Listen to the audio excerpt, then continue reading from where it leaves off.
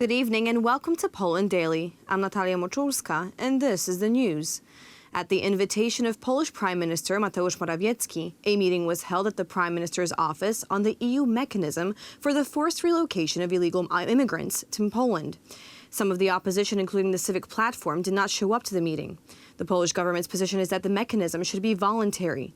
Meanwhile, a project enabling a referendum to be held on the issue is being processed in the Polish parliament. EU Home Affairs Commissioner Ylva Johansson in Italy's Lampedusa, which is facing a problem of illegal migration, has spoken plainly about the need for forced relocation.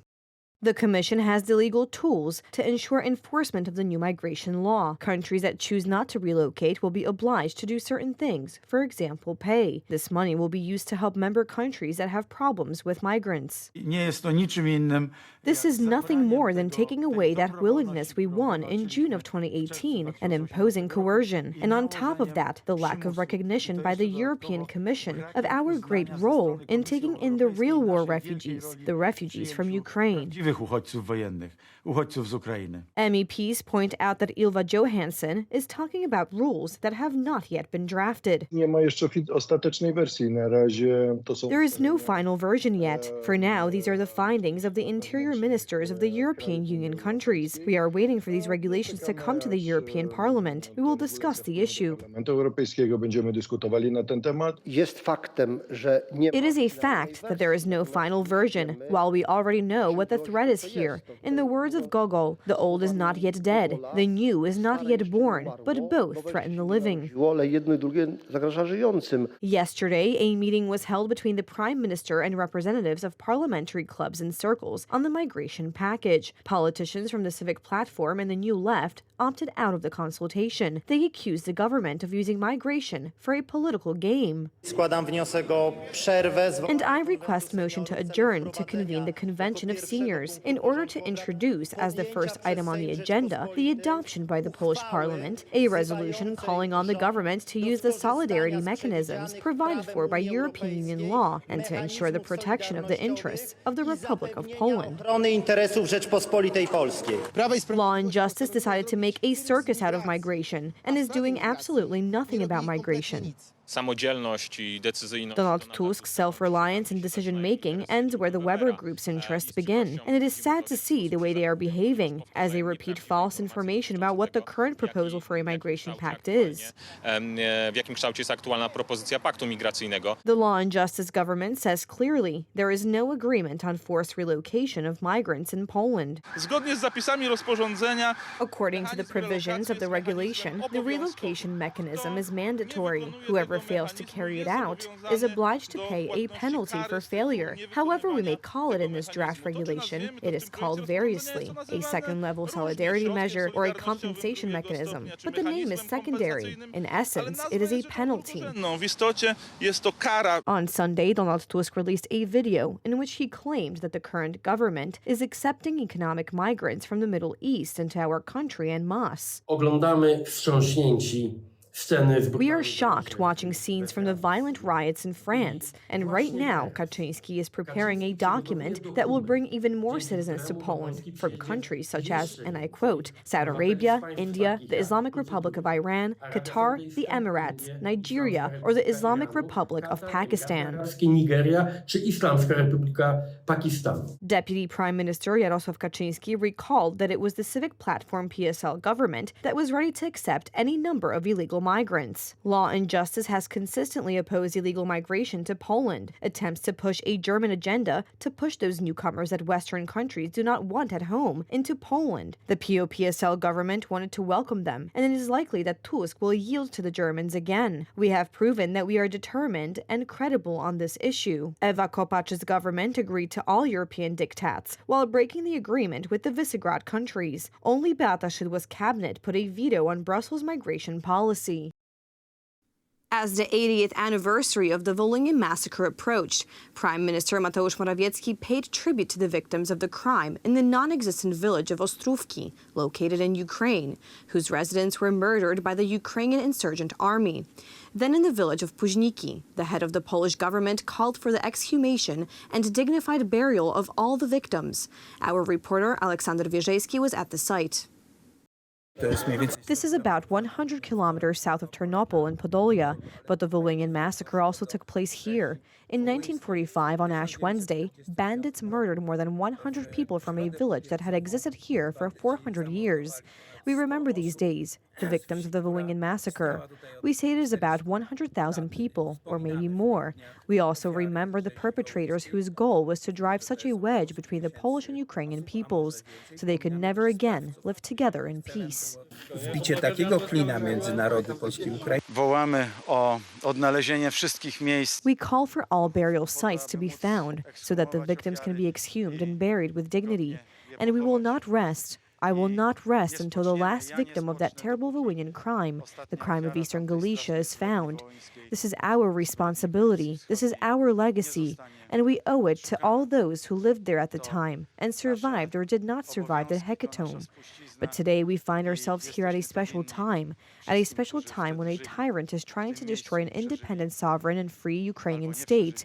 And we must be aware, we Poles and Ukrainians too, that without clarification, without writing down this Volhynian history, to the very end, Russia will always use the Volhynian card to drive a wedge between Poles and Ukrainians. We cannot allow this to happen. Niepodległe, suwerenne, wolne państwo ukraińskie. We are still missing 380 people. Witnesses back in the 1970s, as I spoke with them, and in the 1980s, they showed and described more than 30 places where we will still expect to find these people to this day. Today, we know that this life in peace is very important for us, for Poles and for Ukrainians, our cooperation. But its basis and foundation can only be the truth, can only be deeds, not words. Such a deed is being done here by Polish archaeologists who are looking for dozens or hundreds of victims of the Volhynian massacre. A week ago, Ludmiła Kozłowska testified at a court hearing that she was given access to secret Polish documents of the Internal Security Agency by the Moldovan services. The Moldovan Security and Intelligence Service denied these revelations and disassociated itself from the Open Dialogue Foundation. In addition, the Moldovan Secret Service said today that it has never had contact with Kozłowska or her husband, Bartosz Kramek. A hearing was held last week in the lawsuit brought by the leadership of the Open Dialogue Foundation against the editor-in-chief of Gazeta Polska. Tomasz Sakiewicz stated on Polish radio that it is likely that the foundation is financed by Russia. I, for one, don't know where the fear comes from that they are being accused of working for Russian intelligence, because I have not said that anywhere. On the other hand, they actually say themselves that they do not control their sponsors, and many of them are from the East. Many of them do business around the military industry. Ludmiła Kozłowska's words about alleged access to secret Internal Security Agency documents were given credence by her husband, Bartosz Kramek. The Moldovan service also had contacts with my wife after the political change in Moldova. We discussed this. I also saw various documents. Among other things, I saw a service memo, very extensive, which was drawn up by an Internal Security Agency analyst. The Niezależna.pl portal asked the Moldovan services whether Ludmiła Kozłowska's testimony is true and whether representatives of the Open Dialogue Foundation were interrogated by Moldovan authorities. In the context of Ludmiła Kozłowska's public statements, the Security and Intelligence Service of the Republic of Moldova categorically denies and firmly rejects insinuations and interpretations related to her activities. We condemn all attempts to denigrate and involve the institution in politically motivated disputes, conditions that affect the image and credibility of the Republic of Moldova. Moldova is particularly vulnerable to Russian provocations because of Transnistria, an autonomous region that is subordinate to Russia. In 2018, at the request of the head of the Internal Security Agency, Ludmiła Kozłowska was banned from traveling to Poland and the European Union.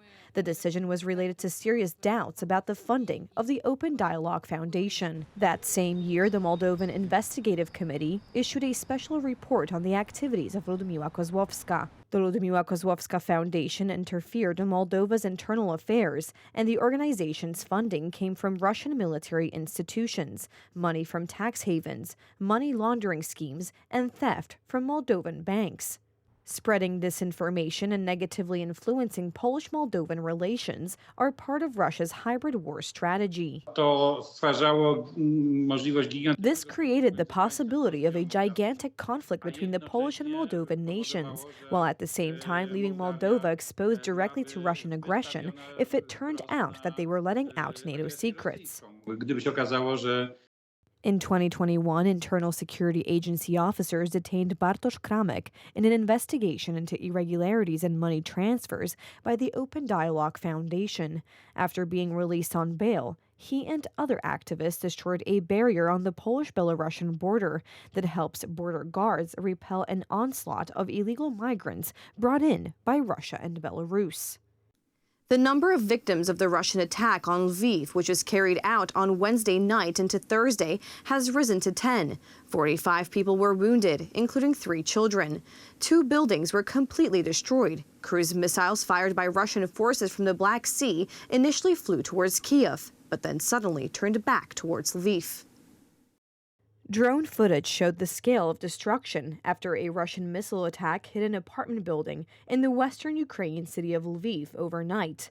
A video released by the Presidential Press Service showed a wide, curving 4-story apartment building with parts of the upper floors missing or in rubble.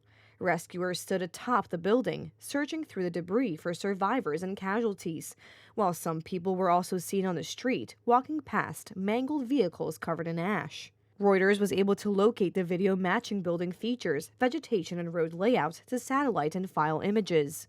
The missile strike destroyed the top 2 floors of 2 sections of the building.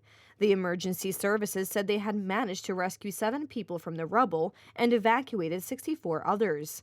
The posts from the officials followed widespread air alerts across Ukraine and reports of cruise missiles entering Ukrainian airspace.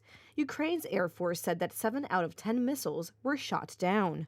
Local Mayor Andriy Sadowy reported a series of explosions in the city. Mayor Sadowy called it the largest attack of the more than 16-month-old war on civilian infrastructure in Lviv, a city that is far from front lines and about 70 kilometers or 43 miles from the border with NATO member Poland. Thank you so much for joining us this evening. Please stay tuned for Poland Daily Weather, Poland Daily Business, and some of our other programs. But for me, it's have a wonderful weekend.